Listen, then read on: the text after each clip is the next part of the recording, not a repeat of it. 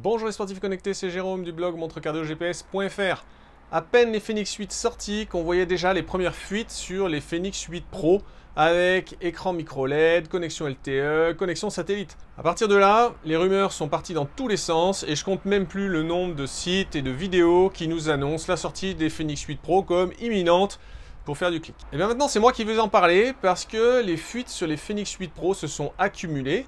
Et surtout parce qu'il y a eu une annonce retentissante cette semaine. Google a annoncé la Pixel Watch 4 avec une grande première, une liaison de données par satellite. Ça existe déjà sur les dernières générations de smartphones, Apple, Google et Samsung, mais je ne pensais pas que la techno pouvait être suffisamment miniaturisée pour intégrer l'antenne de communication satellite dans le boîtier d'une montre.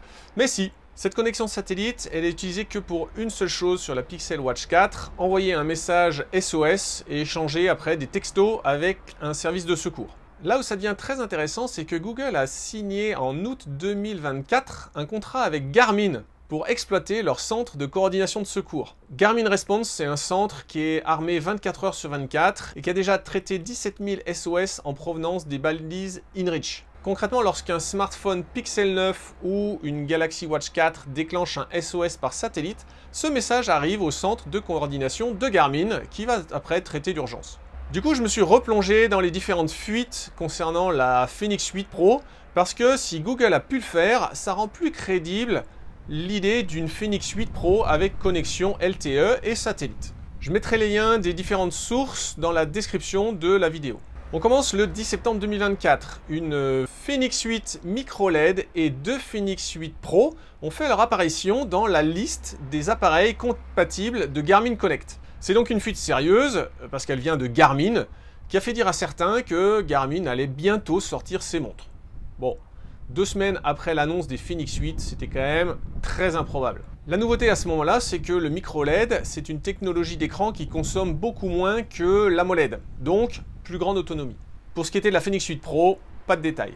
La fuite suivante concernant la Fenix 8 Pro, elle a eu lieu le 27 mai 2025, avec un tuto qui explique comment appairer sa montre, sur lequel on voit un visuel avec différentes connexions possibles. Bluetooth, Wi-Fi et regardez tout en bas, LTE. Là, on est donc sur quelque chose d'autre que le micro LED, la connexion LTE.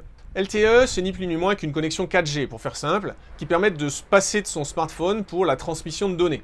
C'est quelque chose que Garmin a déjà testé il y a quelques années avec la Forerunner 945 LTE. C'était un service payant par abonnement qui permettait de recevoir des messages, diffuser le live track, envoyer des SOS, tout ça sans avoir son smartphone sur soi. Faut croire que les résultats des ventes ont dû être décevants à l'époque, puisque cette connexion n'a plus été réemployée après, ni sur les Forerunner, ni sur les Fenix. Mais on est en 2025 et je sais que c'est quelque chose que beaucoup de gens attendent pour remplacer leur Fenix ou leur Epix. Le site The 5K Runner a partagé le contenu de ce que lui a révélé une source anonyme.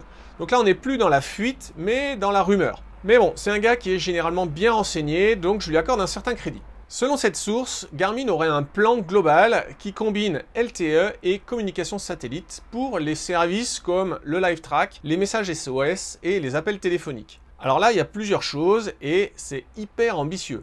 Parce que je vous rappelle que la Forerunner 945 LTE, elle avait des capacités limitées via sa connexion LTE.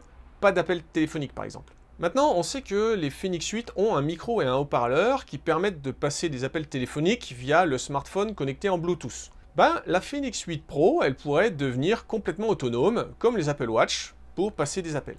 On a une confirmation qui vient corroborer cette rumeur. Le 16 août, des gars ont exploré le code de Garmin Connect à la recherche d'indices et ils ont trouvé une référence à un plan d'abonnement LTE et satellite pour rester connecté sans smartphone. Ça, c'est on ne peut plus clair. Alors, je sais bien qu'on est à une semaine de l'UTMB, mais ne vous emballez pas trop vite. Premièrement, aucune de ces fuites ne mentionne de date de sortie. Vous pouvez rêver, mais je pense que c'est peut-être encore un peu trop tôt. Deuxièmement, toutes ces nouvelles connexions, LTE et satellite, nécessiteront un abonnement payant, comme pour InReach. Et troisièmement, ça va être le plus désagréable, ces nouvelles connexions nécessitent des accords avec des fournisseurs d'accès, comme les accords avec les banques pour Garmin Pay. Et donc, il est fort probable que ces services soient initialement disponibles qu'aux USA ou dans une liste très restreinte de pays anglophones. Pour la France, je pense qu'il faudra encore attendre plusieurs mois, un peu comme l'histoire de l'électrocardiogramme où il a fallu attendre 2 ans pour avoir l'activation de l'application électrocardiogramme en France. Même si là, c'était pour d'autres raisons. La bonne nouvelle, c'est que au-delà de la date de sortie, ces fuites, elles confirment que la prochaine Phoenix 8 Pro, ça sera une grosse et même une énorme nouveauté. Si la Phoenix 8 Pro devient complètement autonome avec une liaison LTE et une liaison satellite, je pense que même là, Garmin l'appellera carrément Phoenix 9, car ça sera un changement de génération et pas juste une itération de la Phoenix 8. Et donc, il est fort probable que Garmin va conserver son avance sur des concurrents comme Suunto, Coros ou Polar. On peut poursuivre la discussion en commentaire. Dites-moi si c'est quelque chose qui vous tenterait d'avoir une connexion LTE, une connexion satellite, les deux. Et puis on pourra toujours discuter de ce que vous pensez de la date de sortie à l'UTMB ou pas.